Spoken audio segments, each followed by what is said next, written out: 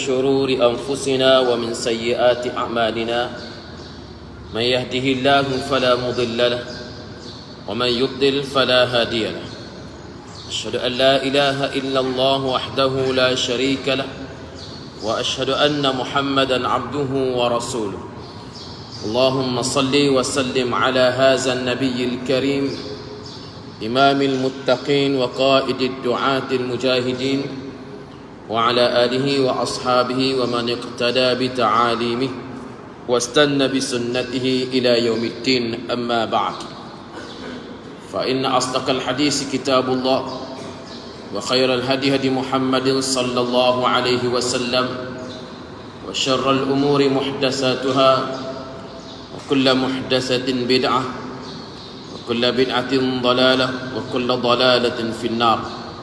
سبحانك لا علم لنا إلا ما علمتنا إنك أنت العليم الحكيم ولا حول ولا قوة إلا بالله العلي العظيم. Muslimin dan muslimat yang dirahmati Allah Subhanahu wa taala, alhamdulillah, pertama dan selamanya kita mengucapkan syukur kepada Allah Subhanahu wa taala kerana dengan limpah dan izinnya pada pagi ini kita diberikan kesempatan oleh Allah Subhanahu wa taala untuk sama-sama kita berada di dalam masjid ini menunaikan salat subuh secara berjemaah dan diberikan ruang untuk sama-sama kita mendengar sedikit sebanyak tazkirah dan peringatan bagi mendekatkan diri kita kepada Allah Subhanahu wa taala, menambahkan kefahaman dan juga ilmu kita untuk beramal dengan agama ini. Muslimin dan muslimat yang dirahmati Allah, kita masih lagi berada di dalam bab yang ke-81, iaitu dari hal melarang bid'ah dan perkara-perkara yang diada-adakan. Pada muka surat yang kedua, pada jilid yang kedua, iaitu pada penggal yang kedua ni. Penggal yang kedua ni dia istilah kitab ni. Penggal yang kedua tu jilid kedua, bukan penggal pilihan raya. Nama kata penggal pilihan raya. Dia dalam jilid kitab yang kita pegang ni, iaitu kitab biru kita ni, dia ada dua jilid duduk dalam ni. Dan kita baru masuk dalam jilid ataupun penggal yang kedua. Hak mana-mana tak ada kitab ni, bolehlah cari. Nampak ada 2-3 orang doktor kita pun ada pergi. Saya kita tu. Baik. Kita duduk pada hadis yang kedua, pada muka surat yang kedua. Masih lagi kita membahaskan berkenaan dengan hadis yang diriwayatkan oleh Jabir radhiyallahu an.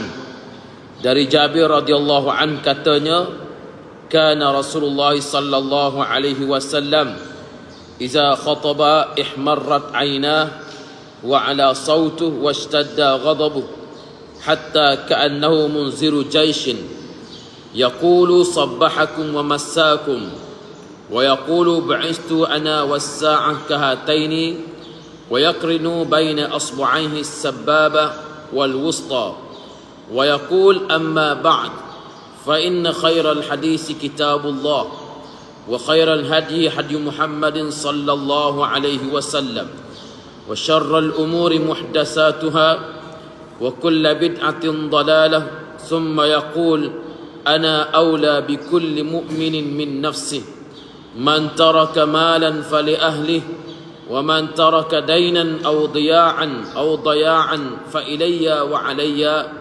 Diriwayatkan oleh Muslim. Artinya adalah Rasulullah sallallahu alaihi wasallam apabila beliau berkhutbah, yakni berpidato, merah kedua matanya, tinggi suaranya dan bersangatan marahnya, hingga seolah-olahnya beliau memperingatkan tentera, yakni sedang memberikan peringatan pada tentera. Sabdanya, selamat pagi dan selamat petang kamu. Dan sabdanya, dibangkitkan aku dan hari kiamat seperti yang dua ini, disertakannya antara dua jarinya, iaitu jari telunjuk dan jari tengah. Dan sabdanya setelah itu, sesungguhnya sebaik-baik cerita ialah kitab Allah, dan sebaik-baik petunjuk iaitu petunjuk Muhammad sallallahu alaihi wasallam.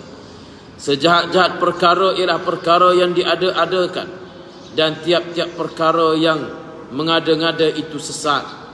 Kemudian sabda beliau, aku lebih utama dengan tiap-tiap orang mukmin dari dirinya sendiri. Barang siapa yang meninggalkan harta, maka untuk ahlinya. Dan barang siapa yang meninggalkan hutang atau kerosakan, maka kepadaku dan atas diriku. Muslimin dan muslimat yang dirahmati Allah Subhanahu wa taala.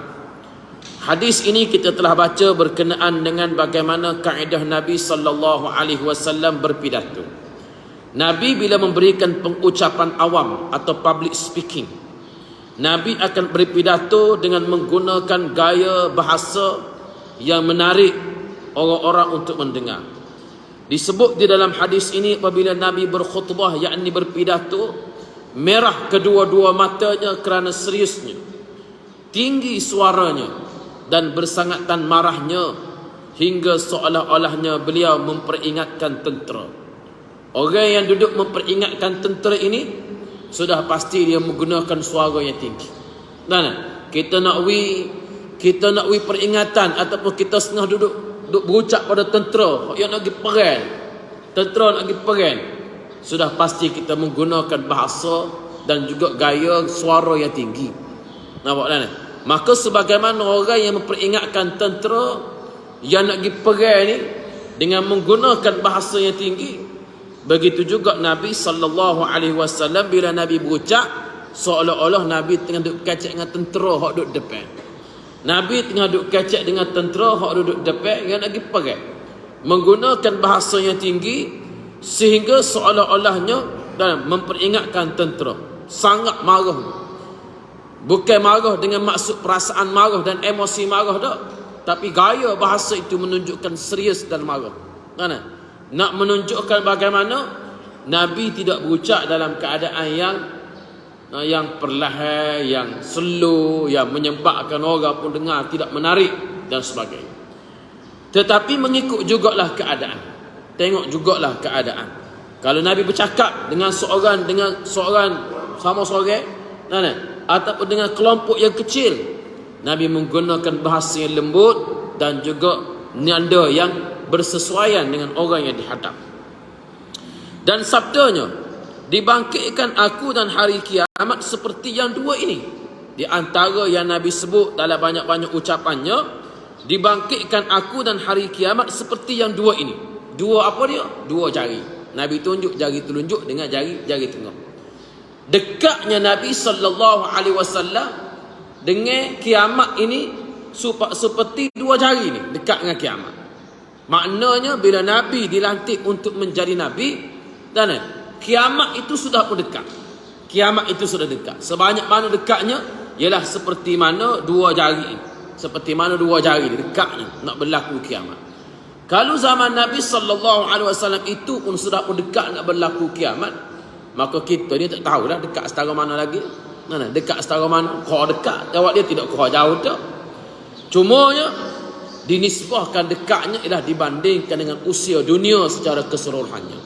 Sebagaimana yang telah saya sebut dalam kuliah kita yang lepas, bahawa nak dibanding dengan dunia secara keseluruhannya, begitulah dekatnya Nabi dengan hari kiamat. Dunia ini sudah pun tua dah. Tua benar. Manusia didatang dalam keadaan dunia, bumi ini sendiri pun sudah pun tua. Yang saya sebut dalam kuliah yang lepas, bagaimana Allah Ta'ala bila menyebut kepada para malaikat, aku akan buat di bumi ini seorang khalifah. Malaikat boleh sebut, ya Allah, adakah kamu nak buat di bumi ini khalifah yang akan menumpahkan darah? Atas asas apa malaikat boleh sebut lagu tu? Kerana di bumi ini sudah pun wujud makhluk-makhluk yang lain, jin yang telah wujud, yang telah merosakkan bumi. Mereka telah merosakkan bumi, mereka telah berbunuh sesama sendiri, yang menyebabkan malaikat ini melihat bagaimana jin telah merosakkan bumi. Bila Allah Ta'ala nak kata bahawa Allah Ta'ala sebut, aku akan buat di bumi ini makhluk yang namanya manusia yang akan menguruskan bumi, iaitu yang disebut sebagai khalifah. Khalifah ini artinya pengganti, iaitu pengganti Allah Subhanahu wa Ta'ala. Dan yang akan menguruskan bumi, dia akan memakmurkan bumi. Maka malaikat kata nak makmur setara mana? Adakah nak merosakkan bumi sekali lagi, menumpahkan darah? Sebab malaikat tidak ada maklumat. Maka Allah Ta'ala buat manusia, iaitu sejenis ciptaan yang tidak pernah dibuat sebelum daripadanya. Apa yang ada pada manusia? Manusia ada akal dan manusia ada nafsu. Manusia boleh membangunkan bumi. Dan manusia boleh buat segala kemajuan yang tak pernah dibuat sebelum daripada ini. Golongan sebelum daripada kita tak boleh nak buat seperti mana yang kita buat. Walaupun mereka ada kemampuan dan mereka ada tenaga. Mereka ada tenaga, mereka ada kemampuan. Tetapi akal itu tak sampai ke tahap tu. Akal tak sampai tahap tu. Jin, dia boleh buat ke tak bangunan? Boleh buat. Mana hujah dan dalilnya? Pada zaman Nabi Sulaiman alaihi salatu wassalam. Dan Nabi Sulaiman ini memerintahkan jin untuk nak buat bangunan-bangunan. Dan sehingga dalam Al-Quran disebut, ma dalla ala mautihi illa dabatul ardi ta'kulu min sa'atah. Bila Nabi Sulaiman sudah ditakdirkan untuk mati, Nabi Sulaiman ini mati dah. Tapi jin-jin yang duk hijau ni, duk tengok dia tak mati lagi. Jin ni tengok Nabi Sulaiman ni tak mati, padahal dia mati dah. Duk bertongkak dengan tokak dia. Dia duduk tokak dengan tokak dia. Ada setengah mufassir menyatakan dia duduk, ada kata dia berdiri. Dia berdiri. Duk tengok jin tu akhir jauh. Gong dia duk akhir jauh ni. Dia duk pegang tokak ni. Dia tidak ada yang menunjukkan dia telah mati. Kenapa duk tengok? Padahal mati dah. Kecuali lama-lama anai-anai memakan tongkat dia. Anak-anak lagi makan tongkat. Anak-anak makan tokak. Baru Allah rupanya mati dah. Mati dah dia ni. Dia ni mati dalam keadaan orang menyangka dia ni, jin ni menyangka dia ni tak mati lagi, menyebabkan jin yang bekerja.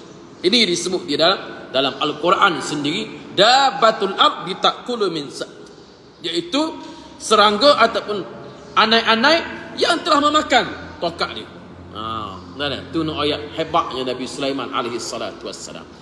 Dia telah mati dah, tapi nampak macam tidak mati. Kita ni tak mati lagi, tapi nampak supaya mati. Tak mati lagi, nampak supaya mati dah kan. Tak tidur, tapi nampak supaya jenera. Contohnya lah. Tu pandai kita dengan Nabi Sulaiman, tetap ada lah. Ya, ini ayatnya tuan-tuan yang dirahmati Allah Subhanahu Wa Taala. Bagaimana hebatnya Nabi Sulaiman ini. Dan itulah dia jin. Walaupun jin ni dia boleh buat benda yang manusia tak boleh nak buat, tapi akal yang dimiliki oleh manusia itu tak mampu untuk nak dipitah oleh makhluk-makhluk yang lain. Walaupun kita ni kecil, walaupun kita ni dalam saiz tubuh kita ni kecil, tapi manusia boleh buat kapal terbang yang terbang di udara. Manusia boleh buat satelit yang boleh duduk di angkasa lepas. Manusia yang buat. Manusia boleh buat kapal selam untuk menyelam dalam laut. Manusia boleh buat kapal perang, nak perang sama mesti. Nak perang, boleh buat kapal perang. Cuma soal siap atau siap tu nak warna kapal perang tak ada arah lah. Sehari dua ni tak timbul lah kapal perang siap tak siapnya. Menguduk sekali dah. Jadi tuan-tuan dirahmati Allah Subhanahu Wa Taala, ini nak ayat kehebatan manusia untuk nak buat teknologi seperti ini. Hebat manusia boleh buat ni kerana manusia ada akal.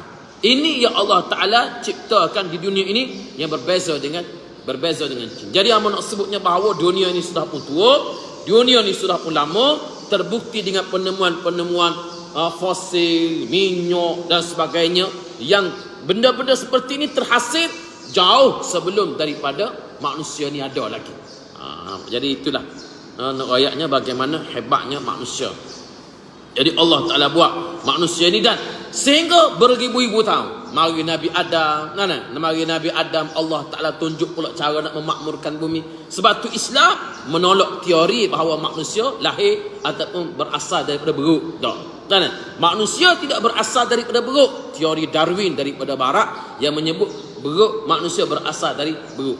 Kalau manusia berasal dari beruk ada ni berapa tak jadi orang belakang. Beruk ada berapa tak jadi orang. Tu kalau kita nak tolak dari sudut akal yang mudah lah. Tak ada. Dalam sejarah manusia tidak ada beruk yang menjadi manusia. Manusia jadi beruk ada. Manusia jadi beruk ada. Hak ni ada. Mana? Pada zaman Nabi Musa alaihi salatu wassalam, Nabi Musa ni telah pun menyumpah orang-orang yang telah pun menangkap ikan pada hari Sabtu. Hari Sabtu ni tak boleh nak ikan. Nabi Musa pun kerana Nabi Musa tinggal kaum dia sementar, pergi munajat, mereka telah pun menangkap ikan pada hari Sabtu. Ni Nabi Musa tidak tinggal, tapi kaum dia ni menangkap ikan pada hari Sabtu. Nabi Musa lagi, mereka pun teheh buka teh jala, teh segala-galanya ni hari Jumaat, dia akad hari Ahad. Pandai juga dia. Dia teh alat-alat muka dia hari Jumaat, dia pun akad hari Ahad. Hari Sabtu dia kata tak ikat ikan dak. Dia tak ikat ikan. Dia teh je hari Jumaat, dia akad hari Ahad. Tak boleh. Tak boleh juga lagu tu. Bila orang tegur mereka tak heran, mereka teruskan. Akhirnya mereka disumpah untuk menjadi buruk dan kera yang hina. Menjadi buruk dan kera yang ini ayat bagaimana di dalam Al-Quran diceritakan benda-benda seperti ini. Tuan-tuan muslimin dan muslimat yang dirahmati Allah Subhanahu wa taala. Jadi orang jadi buruk ada. Buruk jadi orang tak ada. Tak ada. Teori Darwin itu tidak. Sebagaimana juga yang kita tengok macam mana manusia turun di dunia ini, manusia ni dalam keadaan telanjang bogel masing-masing, dalam lukisan. Anak-anak kita juga diajar. Manusia ni telanjang, tak tahu pakai gapo dia main, dalam keadaan tidak bertamadun dan sebagainya.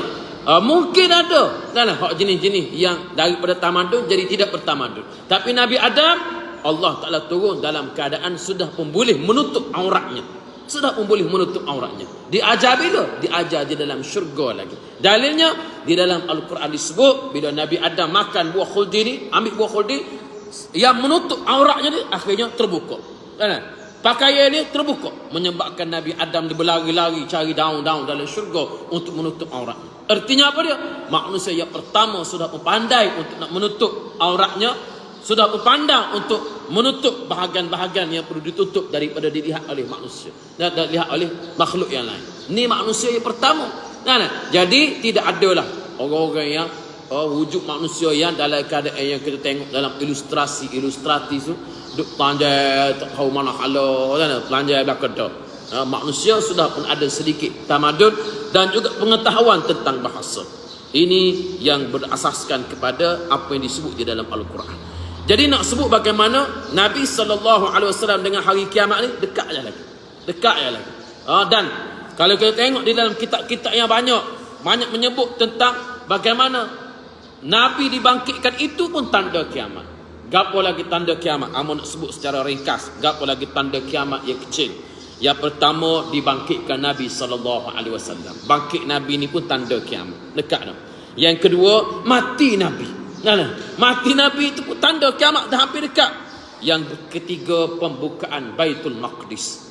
Baitul Maqdis dibuka, dikembalikan kepada umat Islam. Bila? Pada zaman Nabi Musa, pada zaman Umar Al-Khattab radhiyallahu anhu. Zaman Sayyidina Umar bin Al-Khattab, Baitul Maqdis balik kepada orang Islam. Nampak. Jadi 2-3 kali benda ni berlaku.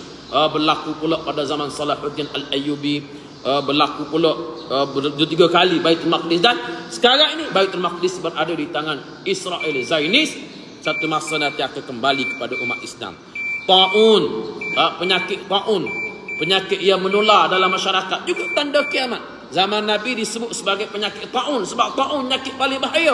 Kita lah ni pula ada COVID-19 contoh. Ni pula mari pula varian baru, tak tahu berapa dia lah. Sehingga dia WHO kata sudah sampai masa untuk nak pakai topeng semula. Kena pakai topeng semula dah. Ikut dia lah. Nak ikut area begini pak boleh tak sudah kali kita ni. Jadi nak royaknya bahawa bagaimana COVID-19 ni benda yang orang tak terfikir boleh berlaku.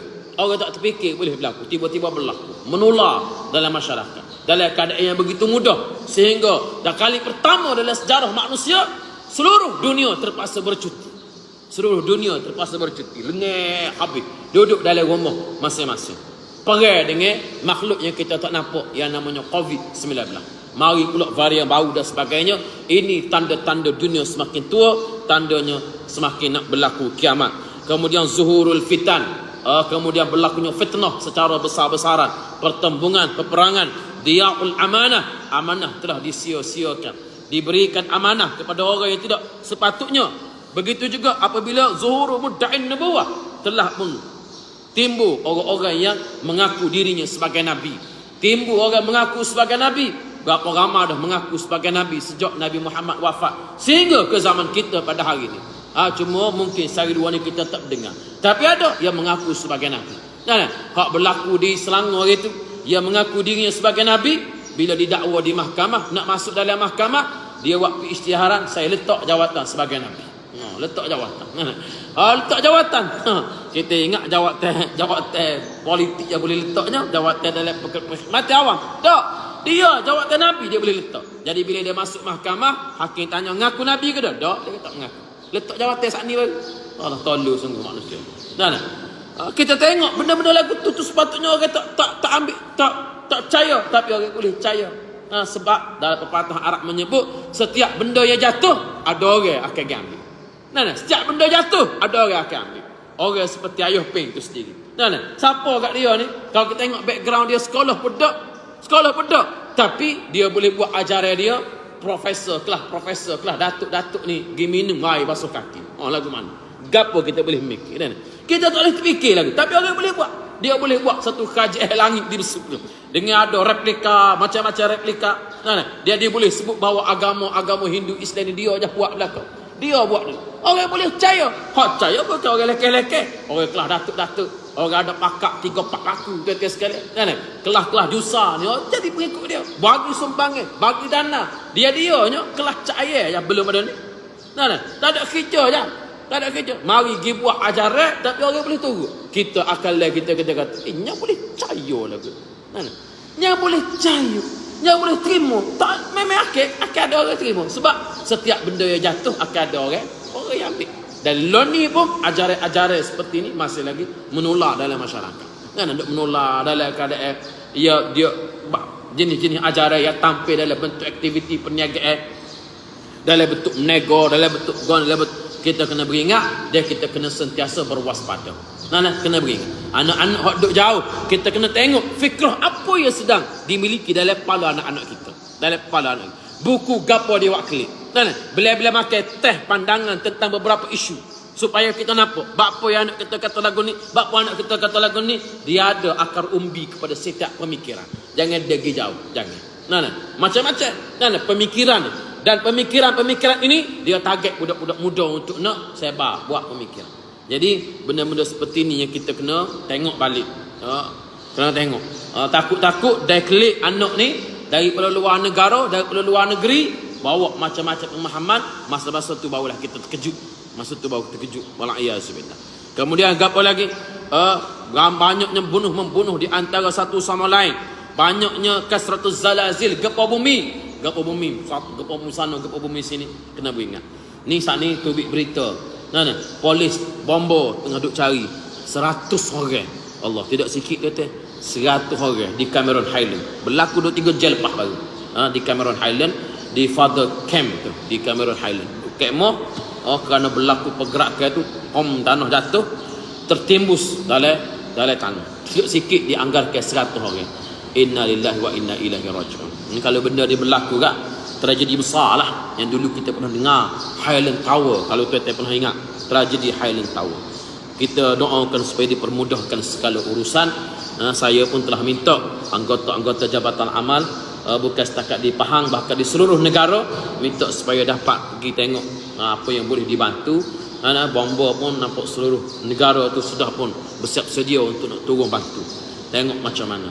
Dan kalau boleh kat kita kat tempat-tempat yang berbukit-bukit lagu ni, kita cuba elokkan untuk mengadakan aktiviti perkhemahan dan sebagainya. Kalau kita pergi pulau-pulau pun tutup dah terik ni. Pulau Perhentian, Pulau Gotu, Pulau Goni tutup dah. Pasal lautan yang bergelombang. Orang tak pergi dah pulau-pulau musim ni. Begitu juga kemah-kemah di tempat-tempat yang tinggi, yang bukit ni kena pakai elok. Tak sejadi pasal ni lah di Cameron Highland. Yang berlaku ni kita doakan supaya dipermudahkan segala urusan. 100 orang ni bukan satu bilangan yang kecil. 10 orang pun kita berasa bimbang dah. Yang berlaku di Thailand hari tu 12 orang masuk dalam gua. Akhirnya dia air betul turun, dia masuk dalam gua. Turun naik dalam gua tinggi panjang ni, kabar-kabar air masuk. Tak nak topik. Seluruh dunia pakat duk gagal belakang. Nak royak bahawa nilai nyawa manusia ni bukan benda kecil. Jadi mungkin dalam 100 orang ni ada yang sudah pun selamat, ada yang masih lagi dicari. Wallahu alam, kita doa supaya dipermudahkan segala urusan. Kasratuz zalazil, iaitu di berlakunya gempa bumi. Qabdul ilmi wa kasratul jahli. Ilmu diangkat dan kejahilan telah pun berleluasa. Kejahilan diangkat, ilmu telah diangkat. Orang tak saya ngaji ilmu agama. Sebab tu perjuangan kita nak sebarkan balik ilmu agama. Dan kita buat pasti, kita buat seriti. Ni sehari dua ni bunyi khabar. Nak kaitkan pula pasti dengan seriti dengan ideologi keganasan. Ada sehari dua ni kalau tuan-tuan tengok sidang media dan beberapa langkah-langkah yang dibuat, seolah-olah nak kaitkan institusi pengajian agama ni dengan teroris, dengan keganasan. Pasti ni tuan-tuan sekarang seluruh negara sekarang pelajar dia 150,000 lebih. Seluruh negara. Pasti saja. Seluruh negara 150,000 lebih. Memang cikgu-cikgu dibayar rendah sebab tidak ada sumbangan daripada kerajaan. Bukan guna duit kerajaan pun. Guna sumbangan daripada ibu bapa, yatim anak dan sebagainya. Berapa ramai dah orang-orang yang lahir daripada pasti.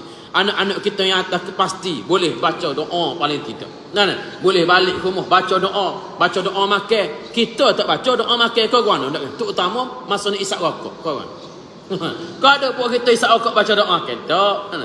Contoh rokok. Makan nasi mungkin baca doa. Tapi isap rokok orang tak baca doa makan. Takut ada pun kita Allahumma barik lana fi ma razaqtana wa qina azaban. Anak-anak. Ada. Ambo tak lagi tengok. Tapi anak-anak kita alhamdulillah balik rumah nak makan baca doa makan dia tahu dah faham. Doa ni timeline. Ini perjuangan kita tak pernah hajar pun anak-anak kita dipasti nak bangkit berontak untuk nak pegang senjata parah dan sebagainya. Tiba-tiba lelah ni nak kait pasti dengan keganasan. Seolah-olah pasti inilah budak-budak diajar untuk menggana. Seriti inilah budak-budak diajar untuk menggana. Nak salah kait pula pasal dia ditolak oleh budak-budak muda. Orang muda tolak dia cari sebab orang rupa-rupa dia diajar daripada pasti lagi. Allahu Akbar. Berapa ramai kan? Betul lah pelajaran pasti ni ramai 150,000. Tapi compare dengan budak-budak muda seluruh negara ni berapa ramai dah daripada pasti pun. Tapi hasad deki ni dah mula dilihat. Hak sekolah-sekolah jenis kebangsaan ni pula tak apa pula. Tahu kan? Hak sekolah hak tak ambil SPM ni tak diusik pula, tak disebut pula. Hak jenis hak tak ambil SPM, hak tak belajar pun sejarah Melayu. Dia tak tahu pun Malaysia ni merdeka bila. Dia tak tahu pun bagaimana asal-usul pembentukan negara kita ni. Tak reti pun, tak belajar pun bab ni. Dia belajar apa dia? Sejarah orang lain. Dia belajar apa dia? Sejarah negara lain, sejarah bangsa lain. Hak ni dia belajar. Hak ni dia belajar. Hak ni tidak disentuh. Yang nak disentuhnya ialah orang ngaji agama. Hak ngaji agama. Bapa hasad deki. Ambo sebut secara umum tuan-tuan boleh faham sedikit. Sebab tu kita Abu sebut dah bahawa kita nak pertahankan itu si agama ni. Jangan masuk situ. Dulu pernah sekali tahun 90 2000 awal 2000 bila timbulnya ISIS, bila timbulnya jemaah seperti jemaah Islam dan sebagainya, sekolah-sekolah agama dilabel sebagai membekalkan pengganas. Pernah sekali. Dan benda ni berakar umbi daripada politik antarabangsa. Mereka, bapak Yahudi, Zionis, bapak demon ni lah yang nak melunturkan kesedaran beragama ni. Sebab tu alik kita tu sekalian kita melihat perkembangan melabelkan pendidikan agama ini dengan keganasan ialah merupakan suatu pemikiran yang bukan berakar umbi di Malaysia sahaja, tetapi terbentuk daripada antarabangsa. Ada arahan, ada guide yang mereka terima daripada bos mereka di peringkat antarabangsa untuk bertindak kepada perkara-perkara seperti ini. Ni kita minta doa banyak lah. Kita minta doa banyak. Rekodnya orang boleh tengok Islam ini tidak mengajar kepada keganasan. Yang ditakbir oleh kita kata pihak-pihak yang nak pada Islam, negeri-negeri ditakbir di Malaysia pada hari ini tak ada langsung menzalimi siapa-siapa. Tak ada langsung menzalimi siapa-siapa. Orang boleh tengok hari ni pula berlaku Piala Dunia di Qatar. Hak Piala Dunia tu Piala Dunia gilah. Bola tegak lagu tu lah. Tapi kita tengok bagaimana daripada aspek interview, daripada perkembangan orang boleh masuk, orang boleh tengok. Sedikit sebanyak mesej Islam itu disampaikan walaupun tidak sepenuhnya kita tengok ni. Tidak ada kezaliman kepada orang non muslim di negara-negara ditakbir oleh Islam walaupun tidak sepenuhnya. Tidak adanya arak, budaya arak tak ada jenis budaya penzinaan yang dibawa ke dalam World Cup ini. Tidak ada mesej yang jelas. Alhamdulillah. Tapi kat pitih habis banyak tu kan. Pitih banyaklah habis kota tu.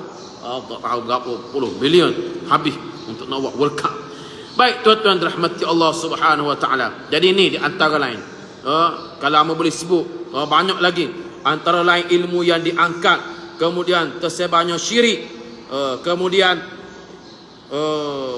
banyaknya kematian yang tiba-tiba, kasratu mautil faj'ah, banyak mati tiba-tiba, tiba-tiba mati, kasratu mautil faj'ah, iaitu banyaknya mati tiba-tiba.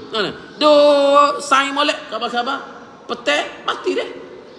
Duk minum air kedai kopi mati deh. Khabar-khabar mati, duduk sebentar mati. Ada lah tu. Ramah lah.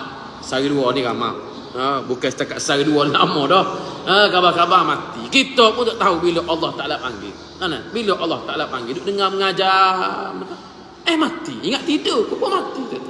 Lepas tu kena ingat lah. Kena tengok kata. Wal-iyazubillah. Baik. Jadi ini tanda-tanda kecil kiamat. Tanda besar kiamatnya apa dia? Kalau kita nak sebut tanda besar kiamat ni, dia ada tartib-tartib dia. Ada ulama-ulama yang menceritakan tertib tentang tanda-tanda kiamat. Contoh seperti Al-Mubarakfuri. Ambil satu pandangan, iaitu Al-Qurtubi, yang menceritakan secara tertib tanda besar kiamat. Bila habis tanda-tanda kecil, kata Al-Qurtubi, tanda besar kiamat ialah zuhurud Dajjal, iaitu Dajjal yang keluar. Dajjal tu hak ni hak mula-mula sekali. Dajjal tu hak mula-mula sekali. Tanda besar kiamat, Dajjal akan keluar. Dajjal lagu mana sebagainya waktu kita bahas semula. Tapi tanda besar kiamat ialah Dajjal akan mari Dajjal. Bila Dajjal mari, membawa segala ujiannya, membawa manusia daripada cahaya kepada kegelapan. Akhirnya untuk nak memasukkan Dajjal ini, turunnya Nabi Isa alaihi salatu wassalam. Dia buat perkataan zuhur Dajjal tubik. Tapi kepada Nabi Isa disebut sebagai nuzul, turun Nabi Isa. Tidak ada mana-mana orang yang menyebut perkataan Nabi Isa kecuali nuzul, turun. Apa turun? Nabi Isa duduk mana?